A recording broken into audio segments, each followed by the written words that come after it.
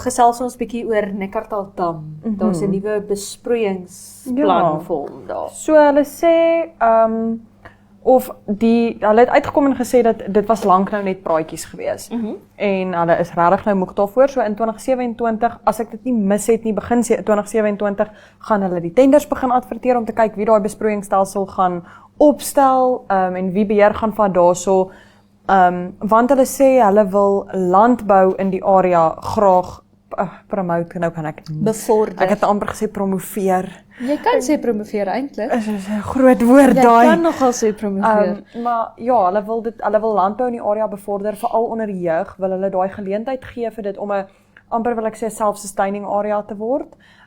So ek is nogal opgewonde om te sien, daar is natuurlik ook 'n bietjie negativiteit rondom dit waar hulle gepraat het, wat hulle net gesê het, omdat dit nou al so lank net praatjies en praatjies en praatjies is, want ek en jy het nou al 'n klomp keer oor die Neckartaldam en die besproeiingsstelsel gepraat, is daar negativiteit rondom dit en die mense wil net weet wanneer en hoe en hoekom vat dit so lank.